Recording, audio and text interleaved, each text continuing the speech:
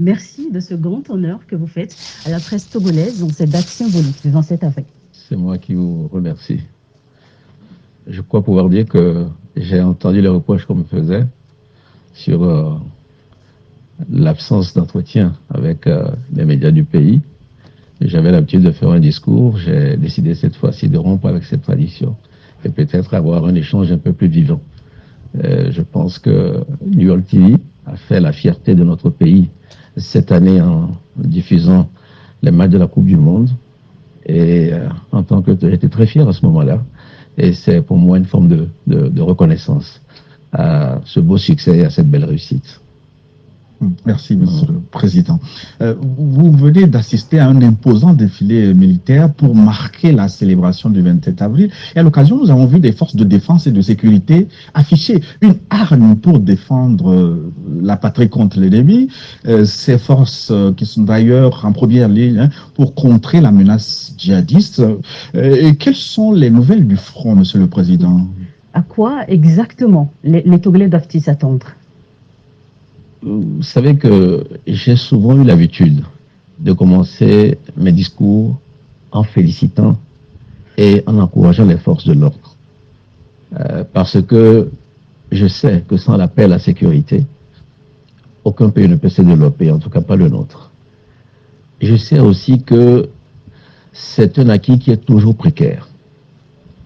Nous-mêmes, nous avons envoyé des militaires pour les opérations de maintien de la paix ailleurs. Nous savions ce qui se passait et ce qui se passe toujours dans la sous-région. Aujourd'hui, ce qui nous arrive est une forme d'agression par deux groupes, je crois.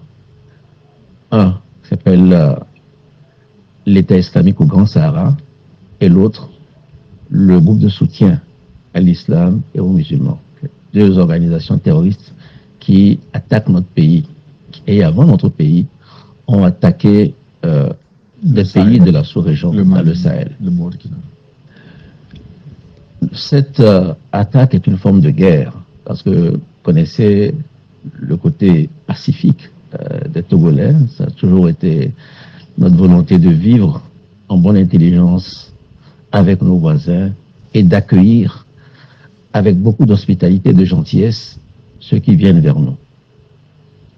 Mais nous avons une obligation, c'est de défendre notre pays. Depuis cette attaque, nous avons payé un prix lourd, notamment les forces de défense et de sécurité, qui ont perdu à peu près une quarantaine d'hommes et, malheureusement, des victimes civiles qui viennent s'ajouter à peu près une centaine de victimes civiles dans notre pays. Donc, vous voyez que ce n'est pas exagéré de parler de guerre. Ce n'est pas une guerre continue, mais ce sont des attaques meurtrières, des destructions, des familles endeuillées. Donc, ce n'est pas parce que cela se fait de façon sporadique qu'il faut baisser la garde ou se laisser endormir. Je sais que quand on est dans la capitale et qu'on mène une vie normale, on a l'impression que ce sont des incidents isolés. Ce ne sont pas des incidents isolés. Parce que pour contrer ce genre d'attaque, c'est une vigilance de tous les instants. Vous pouvez rester 1 mois, 2 mois sans attaque et puis une attaque meurtrière survient. Deuxièmement, vous connaissez notre ambition pour l'intégration. Et ce qui se passe chez nos voisins du Nord, de l'Est, ou même un peu plus loin, nous impacte forcément. Nous avons des Togolais qui vivent là-bas. Nous commerçons avec ces pays-là. Donc, même s'il n'y avait pas eu des attaques au Togo, nous subirions un peu les conséquences de ces attaques. Face à cela, nous avons mis en place une stratégie sur 3 pieds. La première, naturellement, c'est de nous défendre par les armes, parce que nos hommes sont attaqués, nos hommes sont tués.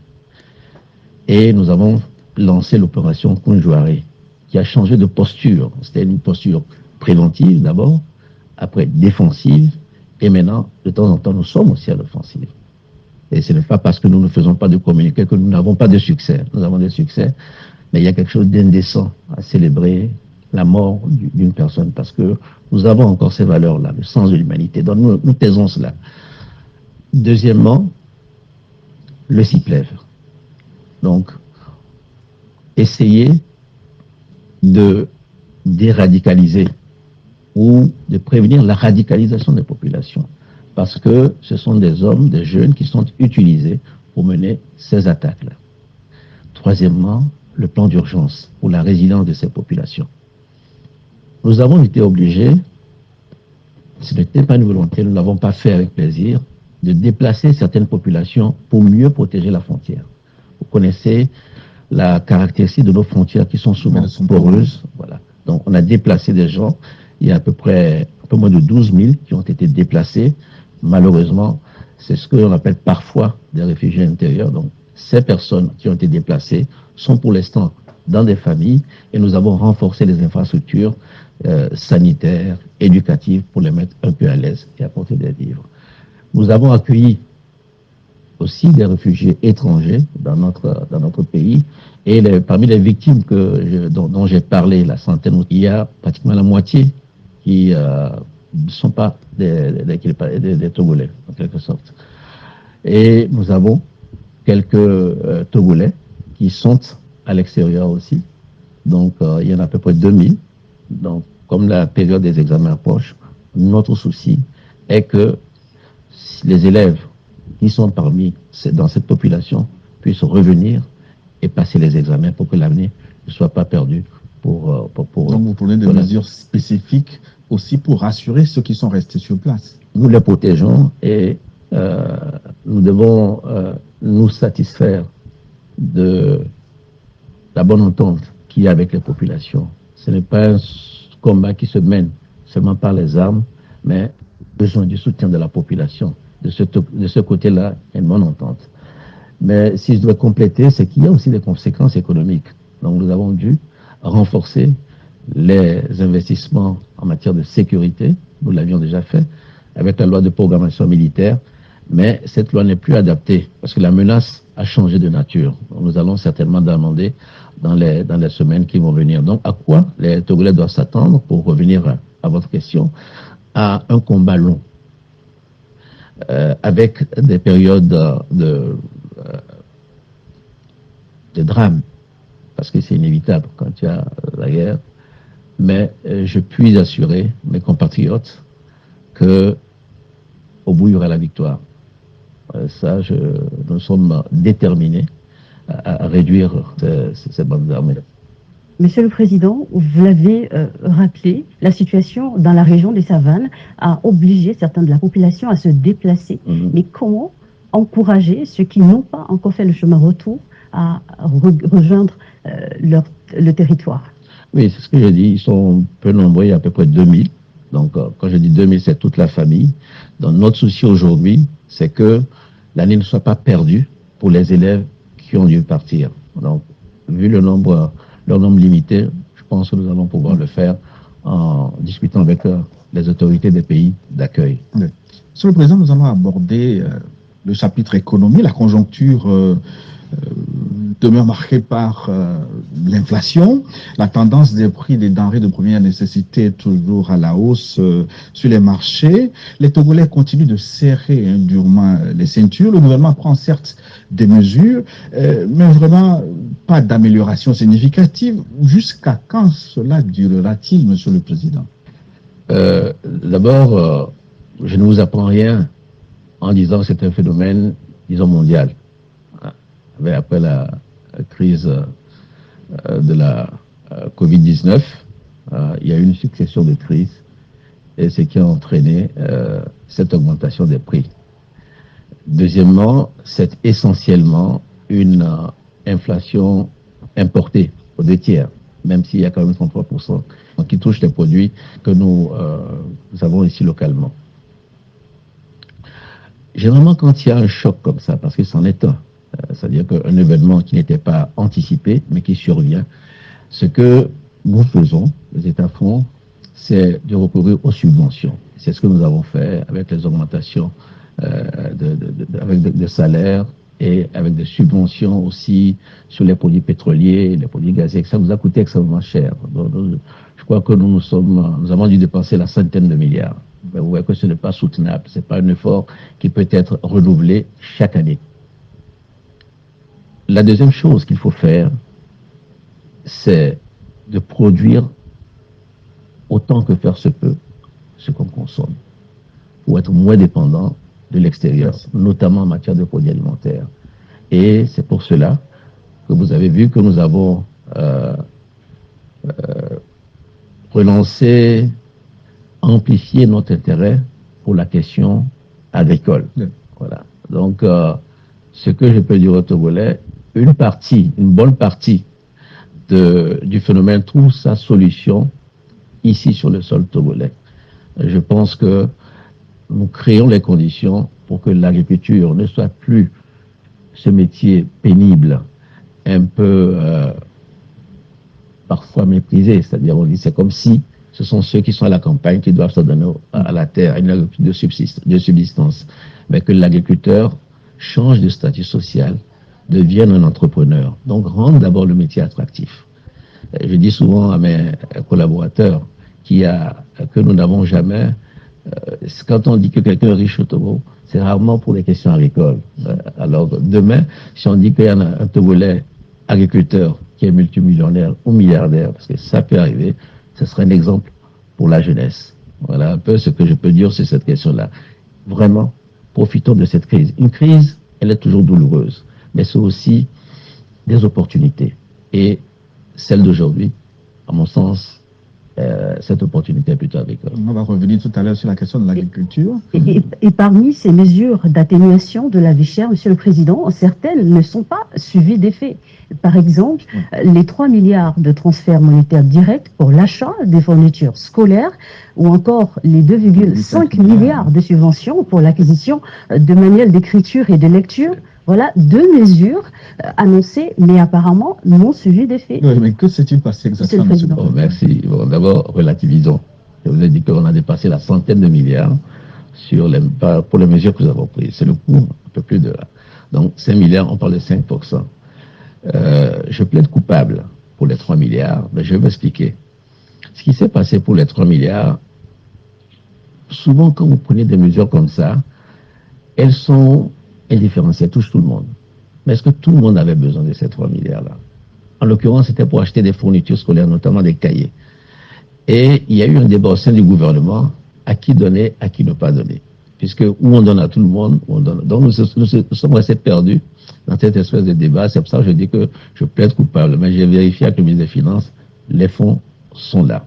Et ils trouveront forcément un usage, si ce n'est pas maintenant, un peu plus tard. Donc la promesse, elle n'est pas encore réalisée, mais je peux vous assurer qu'elle n'est pas oubliée.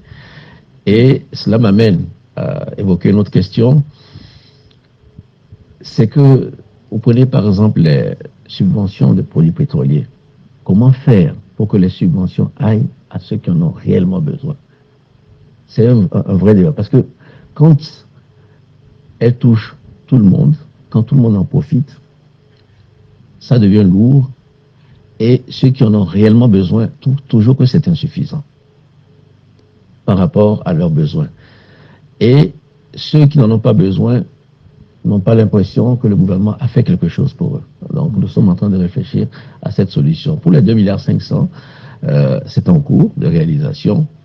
Malheureusement, c'est les finances publiques, il a fallu lancer un appel d'offres, recruter 4 cabinets, et donc ces manuels scolaires ont commencé à être distribués dans certaines régions. Nous commençons par les régions les plus défavorisées, donc par la région des Savanes. Et donc, je peux vous assurer que ces manuels-là seront distribués. Il faut tirer la leçon pour que les prochaines fois, les élèves puissent avoir ces manuels un peu plus tôt. Voilà. Monsieur le Président, nous allons revenir sur la question de l'agriculture. Vous l'avez annoncé en début d'année dans votre adresse à la Nation et là, vous avez tenu parole en organisant la première édition du Forum national des producteurs du Togo. Les FOPAT qui viennent de s'achever avec l'étape de la région de la COSA. Mais pourquoi tant d'intérêt pour l'agriculture? Est-ce que cela vient des enseignements tirés des grands bouleversements mondiaux, comme vous l'avez dit tout à l'heure, la crise de la Covid-19 ou la guerre Russie-Ukraine? C'est une des raisons. Mais la principale...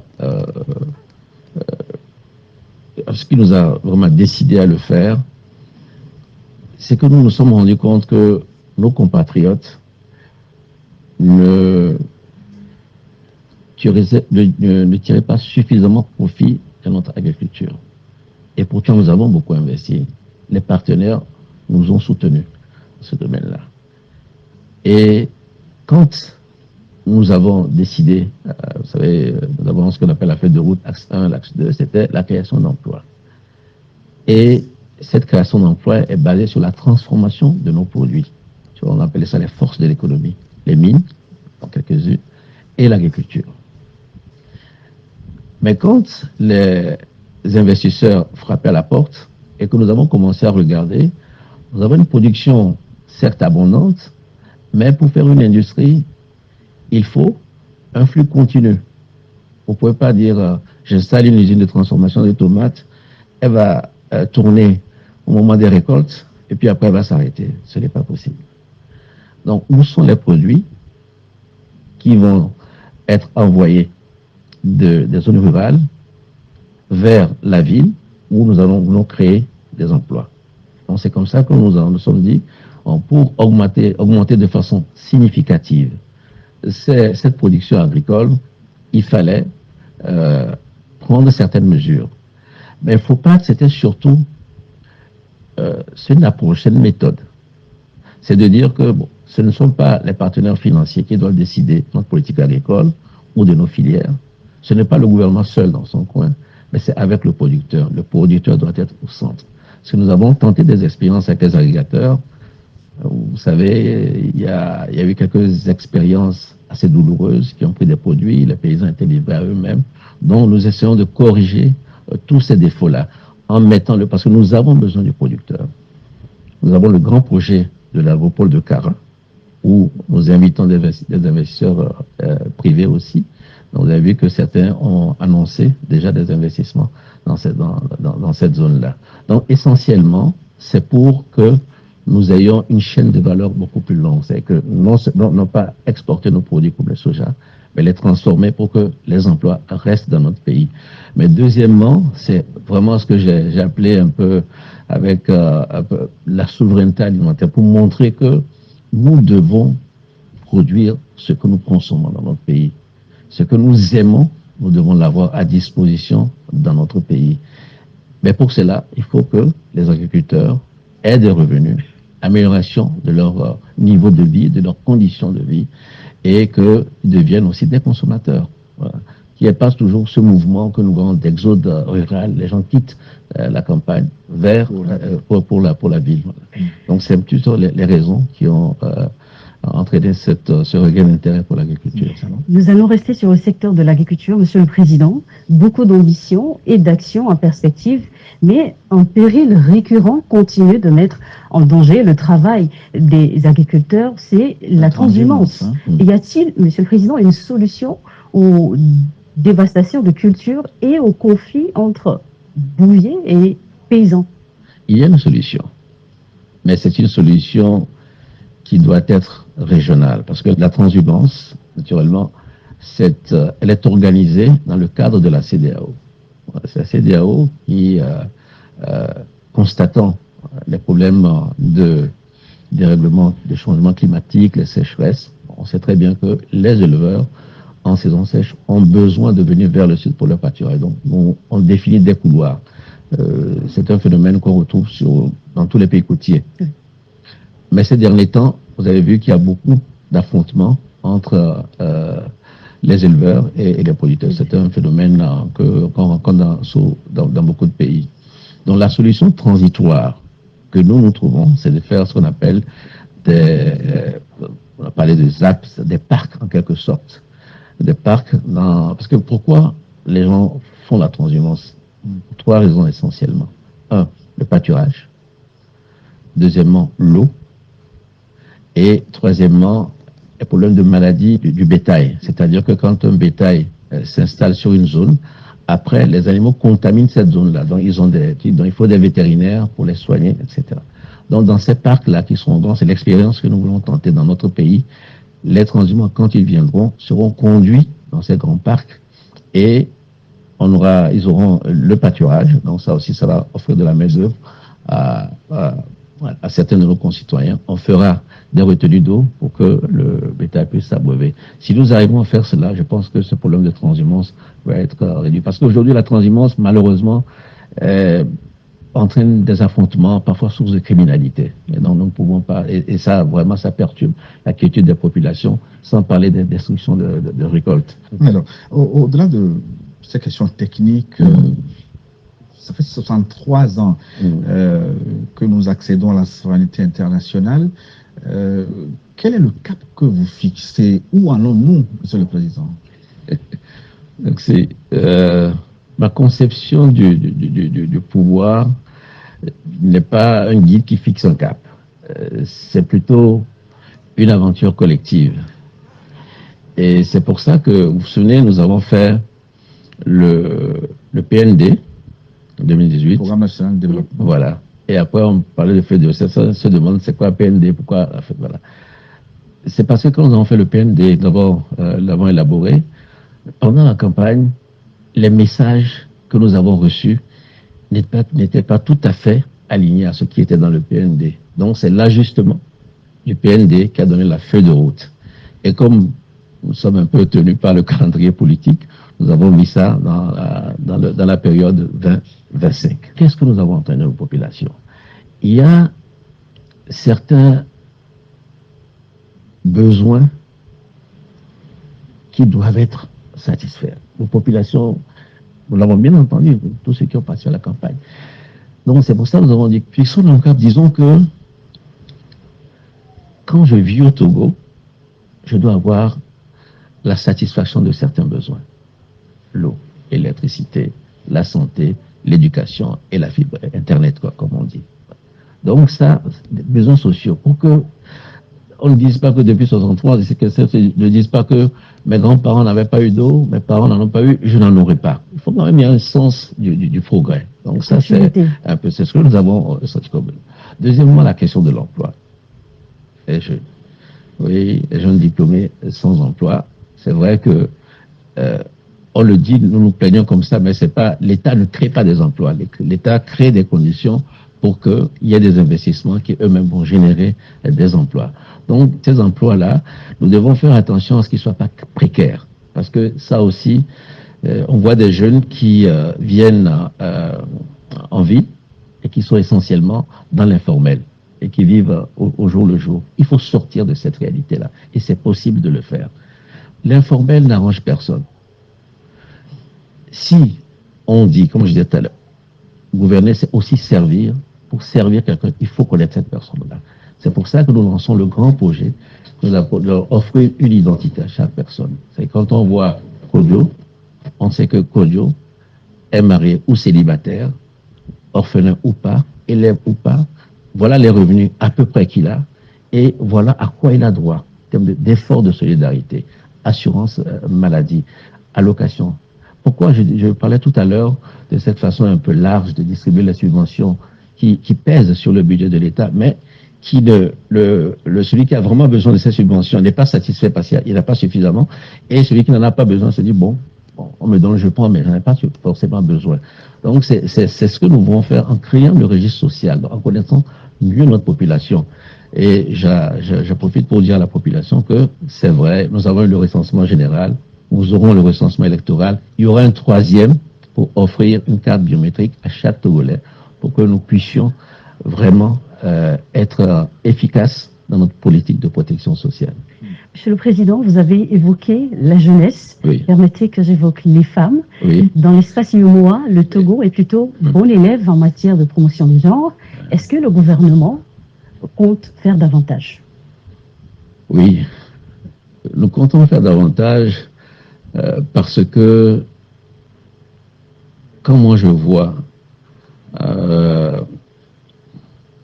les programmes, les projets qui sont initiés, je suis surpris, mais les hommes me pardonneront, par l'engagement des femmes. Elles y croient. Et en fait, ce sont elles qui font le succès de certains projets. La plupart des projets qui sont liés au développement de la base, aux secteurs sociaux, les femmes sont engagées, elles sont dynamiques. Je les encouragerais à peut-être sauter le pas, à faire un peu plus, à s'engager un peu plus dans les affaires de la cité, pour ne pas dire de la politique, nous avons les élections locales, je pense que les femmes apporteraient un plus qualitatif à la gestion de nos affaires. Sur le plan politique, que pense le chef de l'État des remous dans la classe politique à l'approche des élections? Quel est votre message et régional en cette année 2023? Quel est votre message aux acteurs politiques du Togo et à l'ensemble des citoyens? Je pense qu'il fut un temps, élection était synonyme d'inquiétude dans notre pays. Dieu merci, nous avons fait des progrès. Nous avons eu pas mal d'élections, fait plusieurs élections apaisées. Mais ce débat, il est normal. Et en réalité, il est habituel.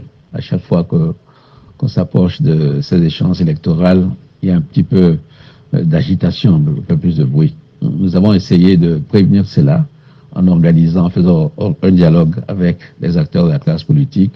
Aujourd'hui, d'autres revendications surviennent. Je ne fais pas polémiquer. Ce que je veux dire, c'est que en politique, il faut avoir le sens du compromis. Quand on s'assoit et qu'on a le même objectif, c'est-à-dire la conquête du pouvoir, c'est normal que chacun ait sa stratégie. Et puis, il y a aussi une part de posture. Donc, parfois, quand on a des problèmes dans son parti, on essaie de l'extérioriser autrement, faire des revendications en disant ceci ou cela. Je pense que nous avons un cadre électoral qui est ce qu'il est. Il n'est pas parfait parce que la perfection n'existe pas. Mais quand nous comparons aux autres, je crois que nous n'avons pas à rougir. Il n'y a rien, on n'est pas meilleur que les autres, mais on n'est pas pire que les autres. Donc, je crois qu'il faut être serein, battre campagne. Et s'il y a une volonté commune au sein de la classe politique de faire encore quelques changements de cadre électoral, pourquoi pas, nous nous appuierons.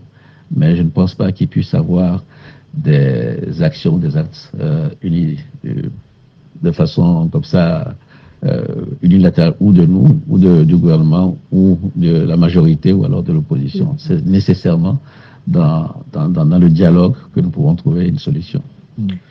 Nous allons également aborder la diplomatie de la paix dans cet entretien exclusif. Monsieur le Président, un certain nombre de vos succès en matière de politique étrangère contribuent à renforcer le prestige du Togo sur la scène internationale. Je pense en particulier à l'affaire dite des 49 soldats ivoiriens. Quelle est votre recette pour réussir là où plusieurs s'essayent en vain? Non, bon, c'est gênant de parler de ce succès. Je crois pouvoir dire que le Togo attire de la sympathie quand même. On aime bien le Togo, notre pays, et ça c'est pas moi. Je crois que nous sommes un pays pas très grand, nous n'avons pas d'ennemis déclarés, nous essayons de nous entendre avec tout le monde. Donc ça crée un a priori positif. Nous avons eu la confiance des deux parties. Nous avons eu la confiance du président Ouattara, et que je remercie, et nous avons eu la confiance du président Goïta. Donc ça a permis d'arriver à un compromis qui ne fut pas facile, parce que c'était une question assez difficile, assez douloureuse. Vous savez, quand il n'y a pas de confiance entre deux parties, c'est difficile de trouver un compromis, parce qu'on prête toujours les arrière-pensées à l'autre. Donc, le rôle que nous avons eu, et nous avons aussi été par d'autres, c'est pas le Togo, c'est moi seul, pas le Togo seul qui l'a fait. Nous avons quand même, parce que ça a duré quoi, quelques mois quand même cette affaire, hein, depuis le mois de juillet jusqu'à la libération. Nous avons d'autres aussi, des petites mères ont aidé, et nous n'avons pas voulu avoir un rôle exclusif, même s'il a été déterminant. Donc j'associerai toutes ces mains à ce succès-là. Je ne voudrais pas en dire plus. Voilà. Le succès salué à Bamako, aussi bien à Bamako qu'à Abidjan. Une dernière question, Monsieur le Président. Avant le Mali, vous avez fait le choix de diversifier les partenaires extérieurs du Togo, la Chine, le Japon, la Russie, la France, les États-Unis, le Commonwealth. Oui. Bref, mais pourquoi avoir fait ce choix stratégique du multilatéralisme? Est-ce que c'est payant pour le Togo? Je crois que c'est payant. Je crois que c'est payant. Il y a...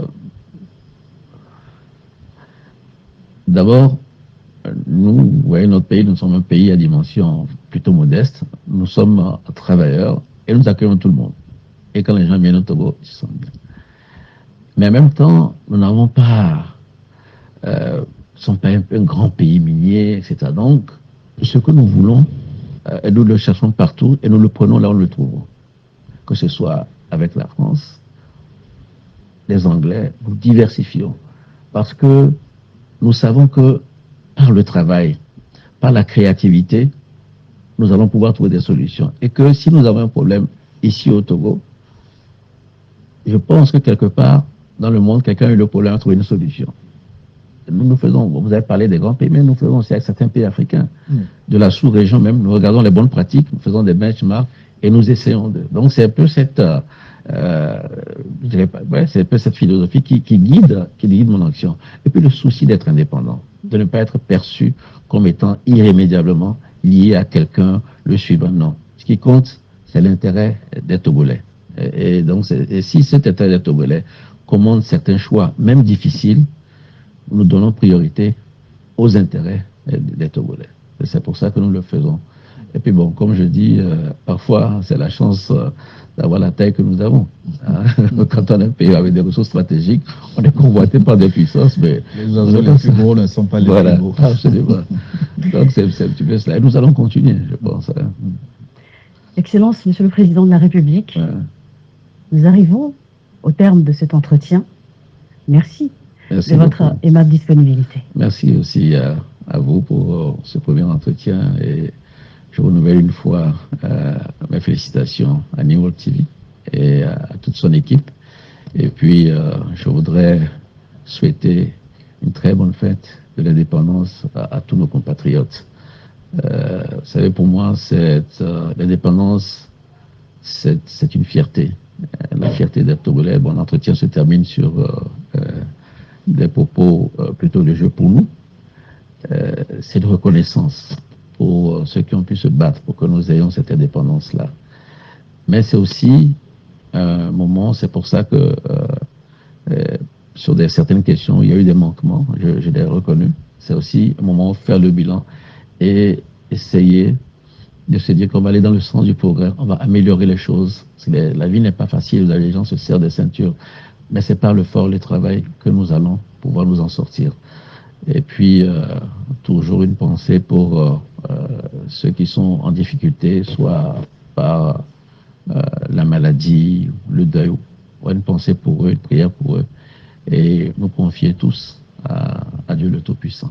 Merci beaucoup. Bonne fête. Merci. Bonne fête à vous aussi. Merci, Monsieur le Président.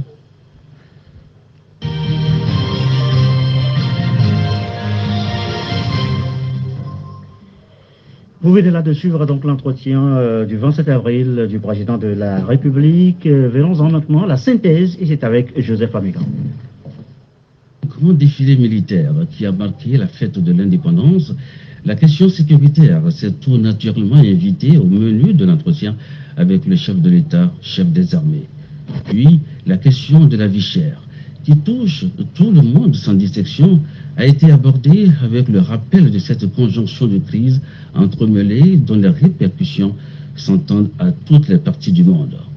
Faure Gnassingbé a ensuite, dans une véritable pédagogie de l'action gouvernementale, indiqué à ses interlocuteurs les pistes et voies par lesquelles le pays pourra continuer sa progression en dépit du contexte, en comptant principalement sur ses ressources endogènes. S'exprimant au cours d'une année qui verra l'organisation de scrutins au niveau législatif et régional, le chef de l'État n'a pas manqué d'en appeler à la conscience, à la responsabilité et à la sérénité des acteurs politiques. L'option résolue d'un multilatéralisme affirmé a également été évoquée en fin d'entretien sous un angle qui éclaire les choix de Faure Gnassingbé en matière de politique étrangère et relève que le prestige du Togo s'est trouvé renforcé par les récents succès du chef de l'État au plan régional. Le président de la République, reconnu pour son triomphe modeste, a salué l'engagement du peuple togolais dans les succès obtenus par le pays. Il a, pour finir, souhaité une bonne fête de l'indépendance à tous les Togolais. Édition spéciale consacrée ce soir à la célébration du 27 avril, 63e anniversaire de l'accession du Togo à la souveraineté internationale. Un grand défilé militaire et civil a marqué cette célébration. Nous serons sur l'avenue de la place des Fêtes pour les temps forts de cette parade des forces armées togolaises. Un défilé présidé par le chef de l'État, chef des armées, Fort Essos Inonia Sibé. Voilà donc pour le sommaire de cette édition spéciale. Voici le 20h donc ce soir. Un ciel clément, des troupes au sol, dans les airs, en mer. La grande parade du 27 avril a marqué ce jeudi le 63e anniversaire de la fête de l'indépendance du Togo. Les séquences fortes, les émotions sur la belle avenue de la place des Fêtes, descendue, vous allez le voir ce matin à son arrivée par le chef de l'État, chef des armées. Le récit, Abidé Niassibé. Là, il faut vite rentrer.